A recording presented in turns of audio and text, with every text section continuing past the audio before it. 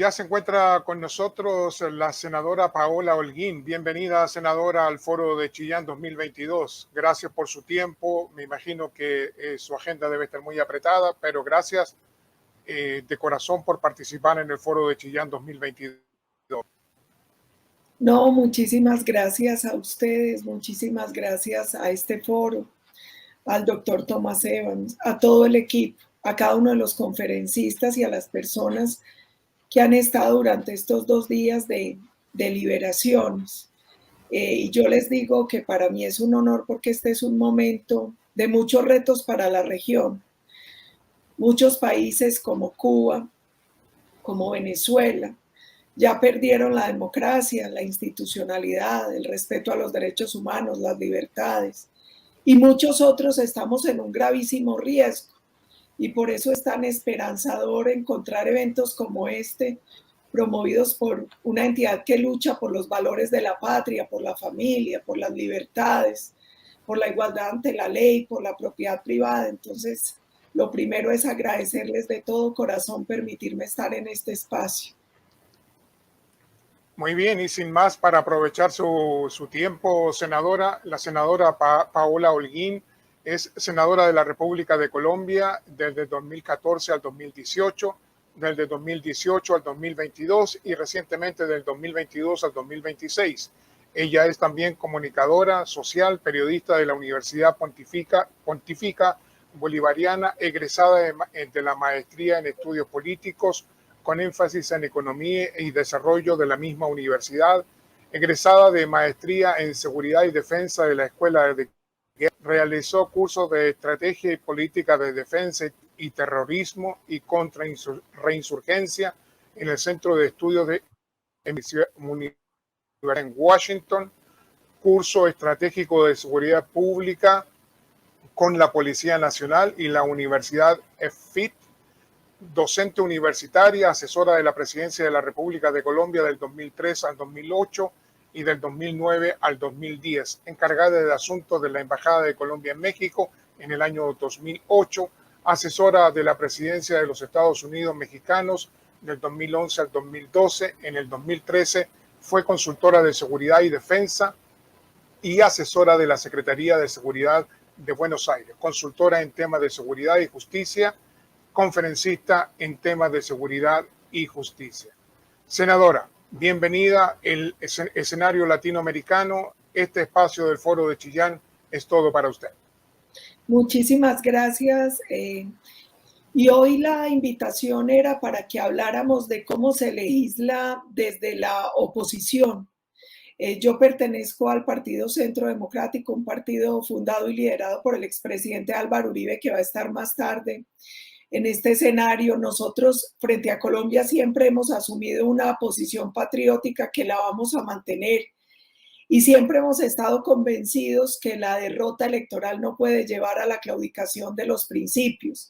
En Colombia hay millones de ciudadanos hoy que están esperando nuestro compromiso con la defensa de la democracia, de las libertades, de la institucionalidad, y nosotros vamos a cumplirlo, convencidos como estamos de la importancia de la democracia representativa, de una democracia que tiene que tener una altísima participación popular, una democracia que requiere legitimidad, que requiere legalidad. Y a nosotros nos preocupa mucho que muchas veces hay sectores haciendo llamados a una democracia directa, sin responsabilidad, que pueda llevar a la anarquía. Teniendo eso claro, nosotros, ¿cómo legislamos desde la oposición? Primero, estamos claros en que vamos a cumplir nuestra obligación constitucional y legal. En Colombia, el artículo 150 de la Constitución establece cuál es nuestro deber. Nosotros tenemos que elaborar, interpretar, reformar y derogar las leyes. Somos los responsables del control y la aprobación del plan de desarrollo, de las inversiones públicas, pero también del control político.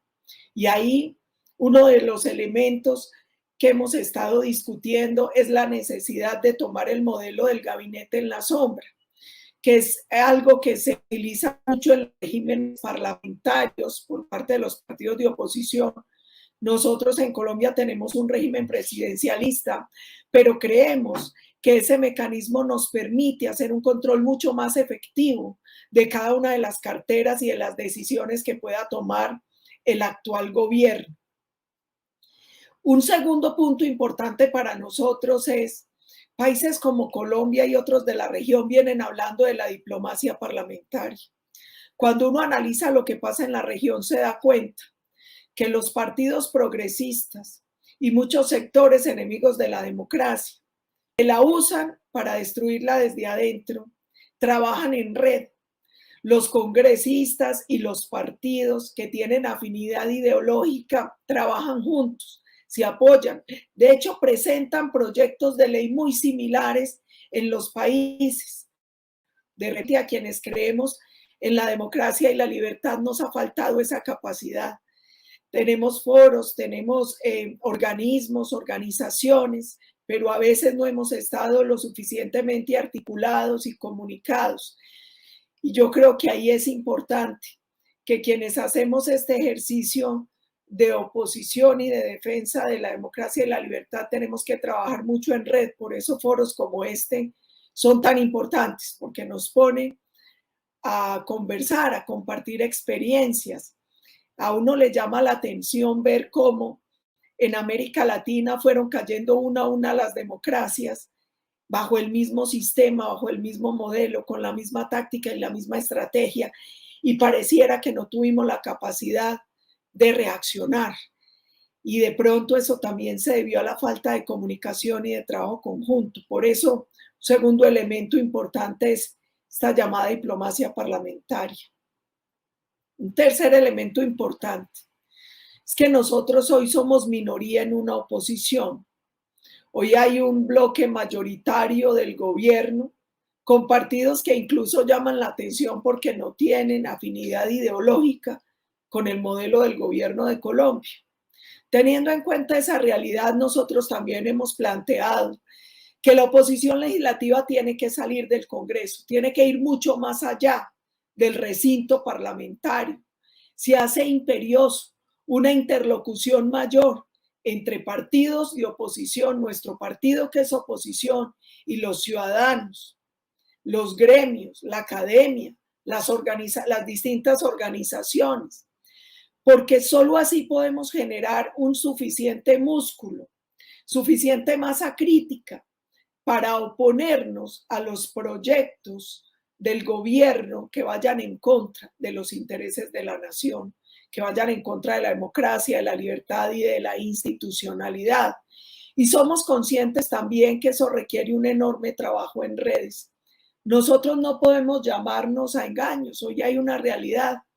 Yo siempre hablo mucho de un artículo de Yuval Harari, creo que es del 2019, que se llama Los cerebros hackeados votan, y él decía, hoy uno de los elementos que pone en riesgo las democracias liberales no son solo esos modelos comunistas, socialistas en el mundo, sino también que el conocimiento cada vez más profundo del cerebro, del biológico del cerebro y el avance en las tecnologías de la información y la comunicación, pues van a empezar a poner en riesgo esa democracia liberal, porque las estrategias que usan en redes con posverdad o para mantener a la gente atada a una red y a unos temas, pues van a terminar usándola para hackear el cerebro del ciudadano y llevarlo a la urna.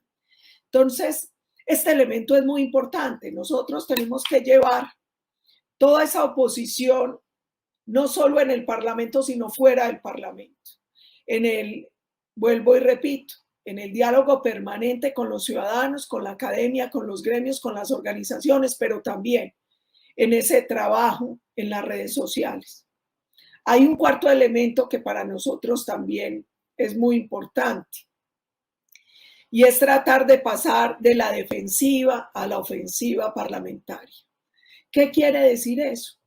Normalmente los partidos que somos oposición pasamos mucho tiempo tratando de frenar las iniciativas del gobierno que van en contra de los intereses de la nación. pero deberíamos tener la capacidad de ir mucho más allá y de ser mucho más audaces y de pasar en la ofensiva, a la ofensiva con proyectos que defiendan claramente los principios que nosotros defendemos, la familia, la libertad económica, la propiedad privada. Y eso requiere un trabajo mucho más fuerte, mucho más decidido, mucho más audaz, que no solo sea parar lo que ellos traen, sino hacer contrapropuestas y reformas que terminen obligando a abrir un debate mucho más amplio e incluso en algunos momentos agrupar proyectos de ley donde lo que ellos proponen tenga que ir también de la mano de proyectos o contraproyectos que nosotros elaboramos en defensa de estos principios. Y ahí hay un tema importante y es no solo pasar a la defensiva, sino tener responsabilidad y firmeza, no tener titubeos en lo que representa ser oposición.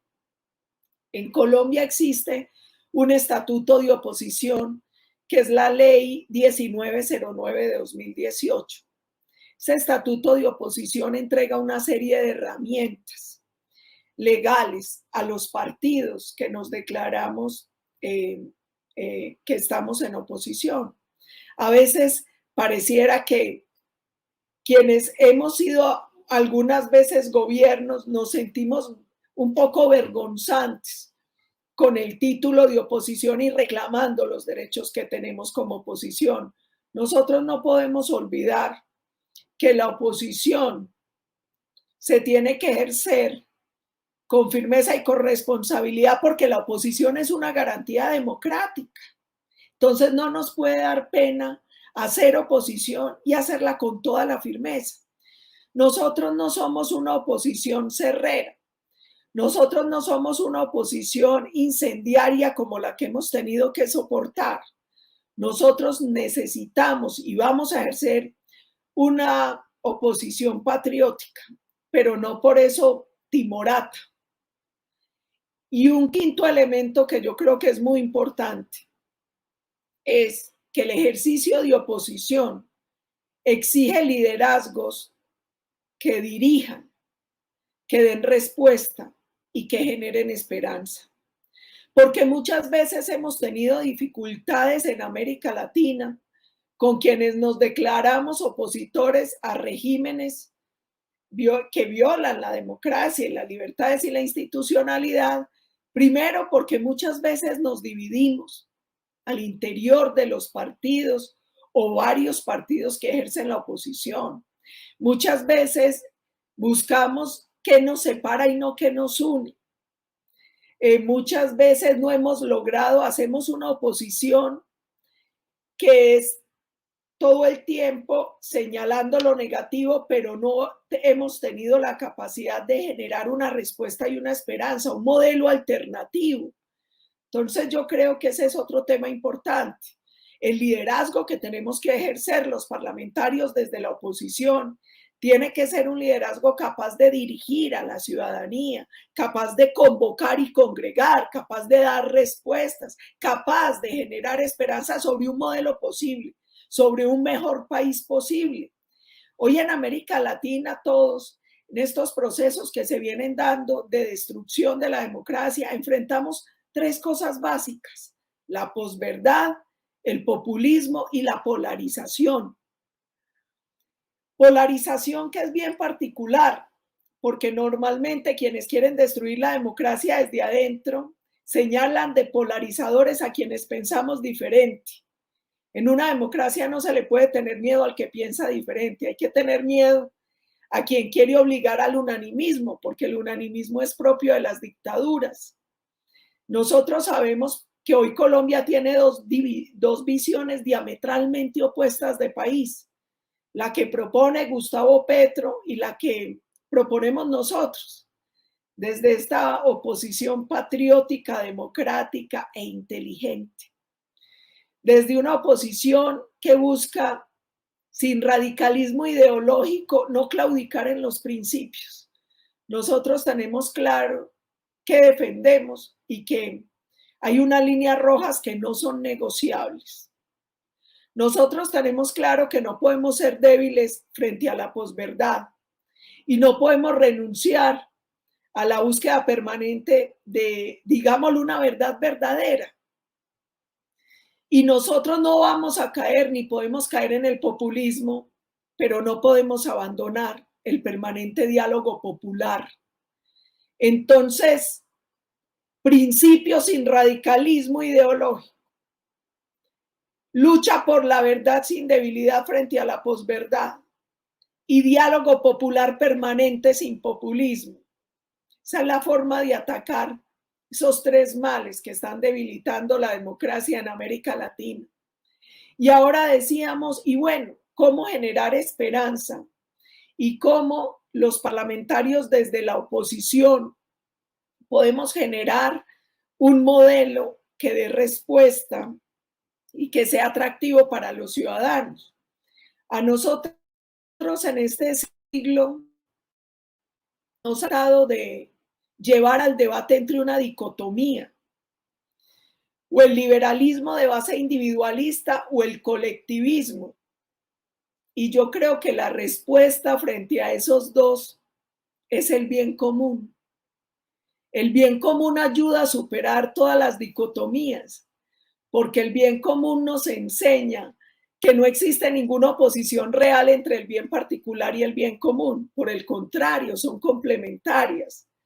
No puede haber bien particular si no se orienta al bien común, y el bien común no se realiza si no hay bien particular. Nosotros yo creo que tenemos que volver a la tradición clásica, a la tradición aristotélica, tomista, del bien común, donde nosotros entendemos que la actual moral individual tiene que ir en torno al bien común, al actuar en esa otra dimensión social. Y por eso quienes creemos en esa fórmula sabemos que es posible un desarrollo humano humanizador. Sabemos, por ejemplo, que esa falsa dicotomía que nos montaron entre salud y economía no es real. No hay economía sin salud y no hay salud sin economía. Sabemos que no es real esa división entre la democracia y el democraterismo. Sabemos que tiene que haber democracia, que hasta ahora es el mejor modelo, con gobiernos eficaces, eficientes, compasivos. Sabemos que no es ni capitalismo salvaje ni estatismo, es capitalismo consciente, es libertad de mercado, es propiedad privada, donde todos ganen, donde gane la sociedad, gana el trabajador, gana el inversionista, gana el medio ambiente, donde no hay dicotomía entre seguridad y libertades. Tiene que haber seguridad para que haya libertad, y tiene que haber un modelo donde se entienda que la seguridad es un derecho humano y un bien público que el Estado está en la obligación de garantizar de la mano de los ciudadanos. Quienes trabajamos por el bien común sabemos que es falsa la dicotomía entre medio ambiente y desarrollo, que es posible conservar produciendo y producir conservando, que es posible lograr el desarrollo en armonía con el medio ambiente, porque finalmente, si nosotros con un discurso de radicalismo medioambiental paramos el desarrollo, no hay nada que vaya más en contra del medio ambiente que la pobreza. Nosotros tenemos que ser capaces de ese equilibrio que permita el crecimiento económico con la conservación del medio ambiente. Nosotros también, cuando creemos en la agenda del bien común desde el Parlamento, desde los partidos de oposición, sabemos que hay tres elementos esenciales: el respeto a la persona en cuanto tal.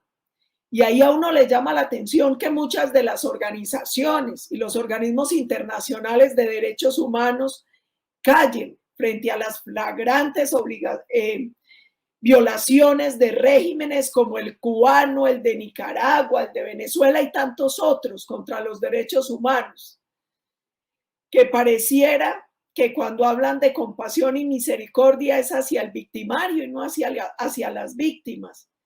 Tenemos que hablar del respeto a la persona humana y a sus derechos. El bien común también exige el bienestar social y el desarrollo, y eso solo es posible se ha demostrado cuando hay libertad de mercado, cuando hay capacidad cuando permitimos que las empresas, que son la única fuente de riqueza, generen empleo. La mejor política social no es el subsidio, es el empleo que dignifica, el empleo que genera riqueza, no solo para el individuo y su familia, sino para toda la comunidad. El bien común también implica la estabilidad y la seguridad de un orden justo. Por eso se supone que cuando uno lucha por el bien común, uno lucha por la autoridad, por el orden, por la seguridad. Yo les pongo un ejemplo. En Colombia, como en otros países de la región, en Chile, nosotros vivimos temas muy difíciles, muchas veces de un terrorismo de mediana y baja intensidad que disfrazaron de estallido social o de protesta social.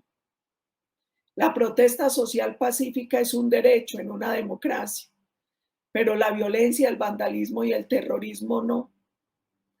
La lucha por el bien común exige autoridad, una autoridad que se tiene que ejercer de manera legítima y que está en obligación de ejercerla el Estado. Entonces, yo simplemente quería esbozar estos elementos. Cuando nosotros hablamos de cómo hacer oposición legislativa, oposición desde el Congreso, lo primero a lo que yo llamaría es, si nosotros queremos hacer oposición del Congreso, lo primero que tenemos que hacer es cumplir nuestro juramento. Y el juramento que hicimos fue obligar al cumplimiento de la Constitución y la ley. Y eso nos obliga a luchar por el respeto a la democracia, a las libertades, a la institucionalidad. 2, trabajo de diplomacia parlamentaria. Los congresistas y los partidos de oposición estamos obligados a trabajar en red, a trabajar de manera armónica. Miren, la lucha democrática no puede tener límites fronterizos. Si yo quiero y lucho por la democracia en Colombia, tengo que luchar para que Venezuela recupere la democracia, para que la recupere Cuba, para que la recupere Nicaragua. Eso nos obligaría a los demócratas a trabajar de manera conjunta. 3, como somos minoría quienes hacemos oposición, en este caso en Colombia, minoría en el Parlamento, no en el país, tenemos que lograr masa crítica llevando la discusión por fuera del recinto del Congreso, trabajando con ciudadanos, gremios, academia y en las redes. 4, recuerden, pasar de la defensiva, de la estrategia defensiva a la ofensiva parlamentaria con proyectos de ley. 5, liderazgos que dirijan, que den respuesta y que generen esperanza. Esos serían unos primeros elementos, con una agenda de bien común, con una agenda que genere esperanza, que dé respuesta a los ciudadanos. Yo creo que eso es lo que la gente está esperando. Y no nos dejemos arrebatar banderas, porque muchas veces hemos creído que hay temas que son exclusivos de unas ideologías. El medio ambiente no es un tema ideológico ni es exclusivo de la izquierda. El medio ambiente es una bandera y la han defendido distintos partidos, y quienes creemos en la democracia defendemos el tema medioambiental en equilibrio con el desarrollo. El tema social no es una bandera de la izquierda. De hecho, quienes defendemos las libertades y especialmente la libertad de mercado, hemos dado muestras que este es el modelo que puede generar mejor crecimiento y más fácil superación de la pobreza y de la equidad. La seguridad no es un tema de izquierda o de derecha. La seguridad es un derecho humano, es un bien público. Sin seguridad no hay crecimiento económico. Sin seguridad no hay orden. Sin seguridad es muy difícil que los ciudadanos puedan desarrollar su potencialidad en libertad. Entonces, ese es otro llamado. Aquí no nos dejemos arrebatar banderas. Aquí entendamos que quienes tenemos este compromiso en la lucha democrática tenemos que tener la capacidad también de tocar todos los temas y darle respuestas a los ciudadanos y de generarle modelos que les den esperanza del mejor país en el que pueden vivir. Yo creo que hasta ahí dejaría porque me dicen que siempre puede haber espacio para pregunta y creo que sería más interesante escuchar las preguntas. Muy interesante, muy bien estructurada su conferencia, senadora. Y me gustaría preguntarle, su especialidad también es terrorismo y contraterrorismo y toda esa labor de inteligencia. Nosotros sufrimos en un estallido social que ustedes también lo sufrieron. ¿Cómo pasó eso sin que los organismos oficiales de prevención de ese tipo de situaciones no estuvieran al tanto o no actuaran conforme a lo que la Constitución les pide que deben hacer? Yo diría que no era que no estuvieran al tanto. Lo que pasa es que no basta con tener información y organismos de inteligencia. Esto requiere decisión política. Y es el tomador de las decisiones políticas el que debe saber qué hacer. Y lo digo con respeto, pero con honestidad. Es que todos sabíamos lo que iba a pasar. Es que mucho tiempo atrás, antes de que sucediera el estallido, se dio una reunión de los partidos progresistas de la región y allí establecieron una agenda donde estaba claramente marcada la intencionalidad de estos procesos que en algunos casos se definieron como revolución molecular disipada. O sea, ya todos sabíamos que esto venía. No sabemos si por debilidad o por ingenuidad los estados no se prepararon para responder a esto que iba a suceder, pero ya se sabía que venía porque ya estaba marcado en la agenda de quienes querían tomar el poder por la fuerza, de quienes querían debilitar los gobiernos democráticos y se dieron cuenta que era una gran estrategia para tomar el poder. Nosotros no podemos olvidar que es que la estrategia de esos partidos y de esos sectores cambió. Ellos hace muchos años se dieron cuenta que la vía armada no era el medio, que ellos tenían que buscar una vía democrática para tomar el poder y destruir la democracia desde adentro.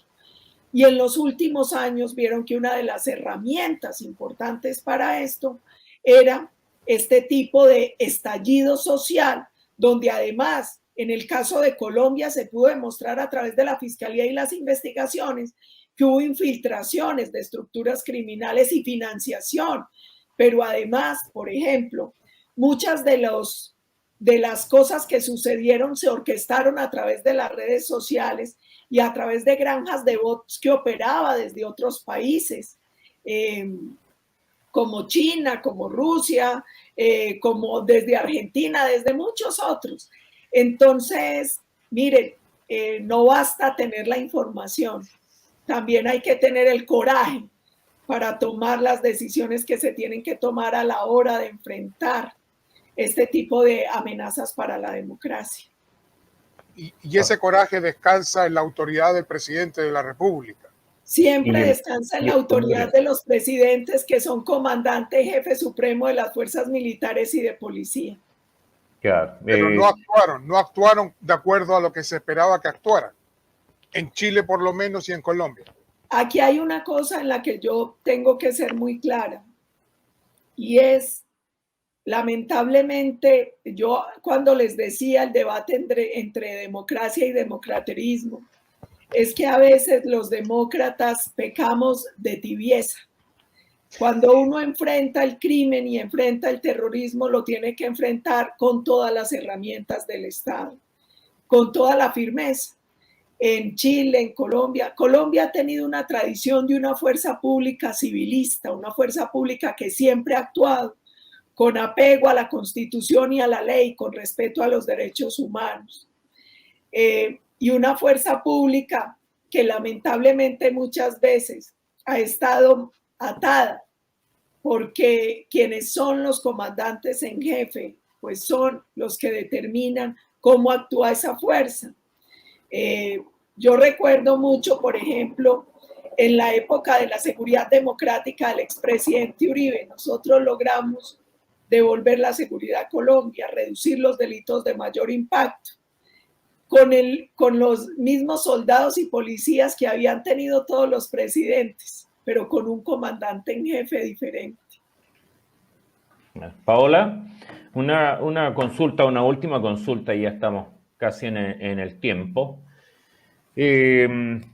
Bueno, estamos claros que el presidente siempre y el comandante en jefe de las fuerzas es el responsable de mantener toda la estructura en un país. Para eso ellos firman, juran, ¿cierto? Y tienen todo un proceso muy de responsabilidad bastante grande, pero obviamente que todas estas cosas tienen que ser acompañadas también de un poder legislativo que también funcione en una línea, al menos en eso. O sea, en el Congreso podremos estar en desacuerdo de algunas cosas particulares, pero no lo que se supone que es la defensa de los principios, los valores, de lo que es en el fondo la sociedad, ¿ya? Y ocurre que acá en Chile nuestro grupo parlamentario lleva muchos años ya en tela de juicio y sufriendo las consecuencias en las encuestas de una evaluación pública, pero realmente desastrosa. O sea, si fuera por lo que arrojan las encuestas, nuestros parlamentarios no tendrían nada que hacer ahí. ¿Ocurre lo mismo en Colombia? ¿Crees tú que los representantes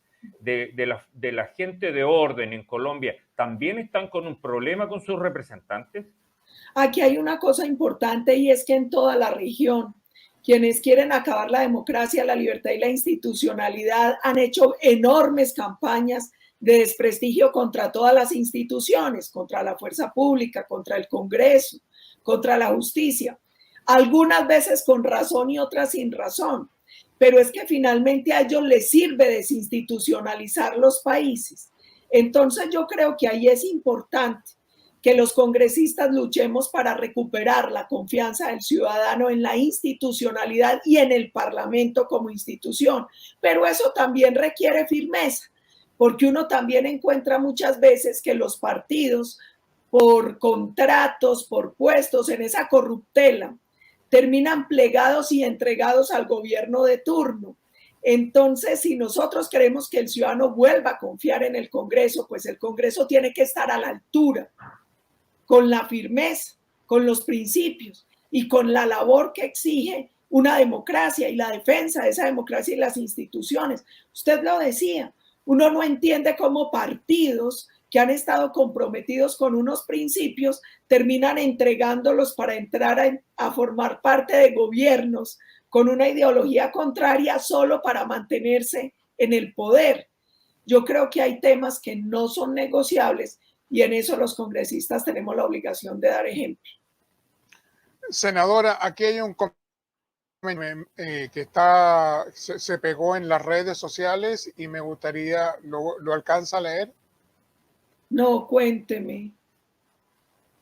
Dice Joaquín dice, en nuestro sector nos hace mucha falta un relato fuerte que nos permita unirnos y actuar en conjunto para defender nuestra libertad y nuestros grandes principios y valores. Debemos actuar muy unidos y no en forma individual y separada.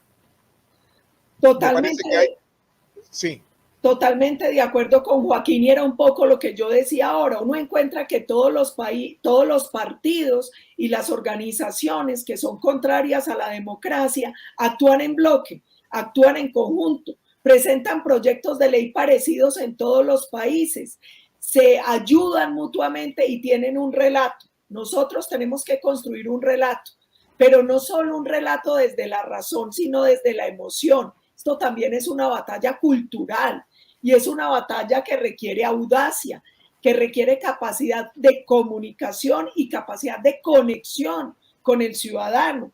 Y en eso yo coincido mucho con lo que dice el doctor Joaquín. Necesitamos unidad, necesitamos trabajar en red, necesitamos audacia, pero también necesitamos capacidad para entender que este es un tema donde también hay una conquista cultural y tenemos que ser capaces de comunicar distinto. Y lo que yo les decía ahora, generar una agenda que de verdad le dé al ciudadano esperanza. ¿Cuál es nuestra agenda? ¿Por qué con lo que nosotros proponemos el ciudadano puede vivir mejor?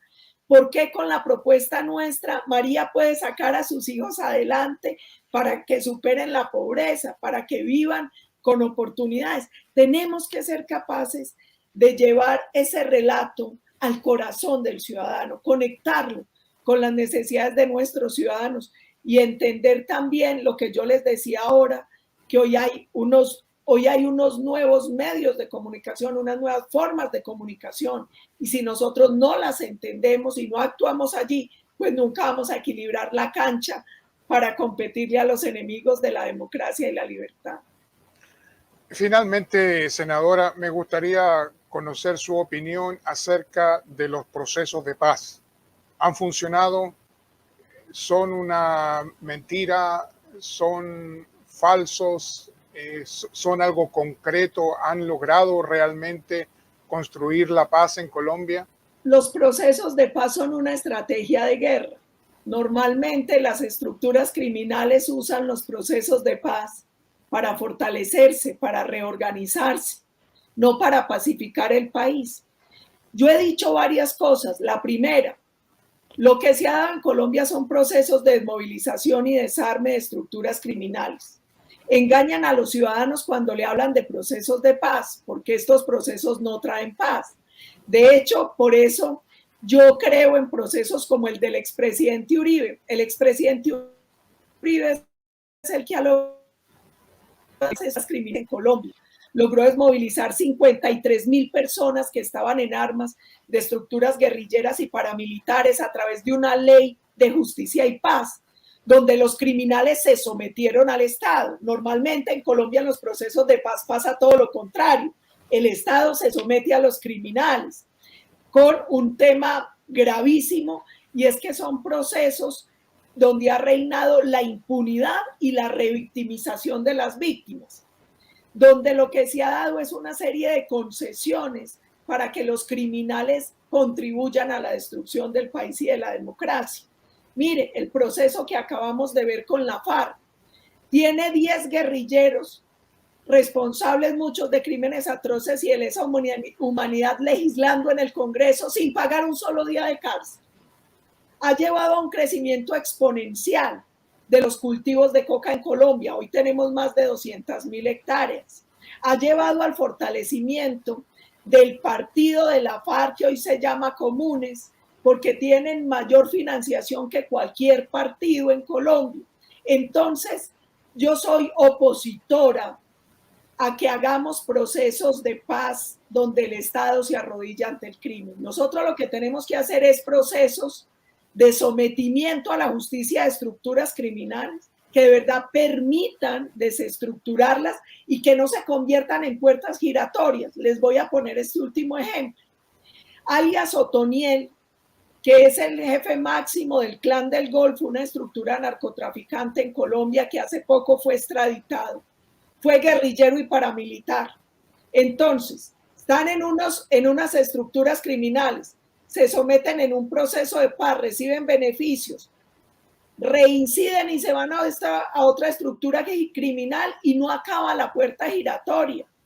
Y en eso yo le hago un llamado a la iglesia, que ha sido tan alcahueta de los procesos de paz. Yo siempre les digo, recuerden a Jesús en la cruz. Tenía al lado 2 ladrones. Perdonó al que se arrepintió, pero no lo desclavó. Dejó que se arrepintiera y pagara. Y después de pagar, le dijo que se veían en el cielo. No puede haber paz con impunidad. No puede haber paz si no hay justicia. Senadora Paola Holguín, muchas gracias por su participación en el Foro de Chillán 2022. Le agradecemos su tiempo y estaremos en contacto para nuevas iniciativas de unir las voces de la libertad. Buscamos la libertad de toda Latinoamérica, respetando la patria, la familia y Dios. Gracias, senadora. Muchas gracias a ustedes y que vengan mejores tiempos para América Latina. Tenemos una tarea muy grande todavía que cumplir. Muchas gracias.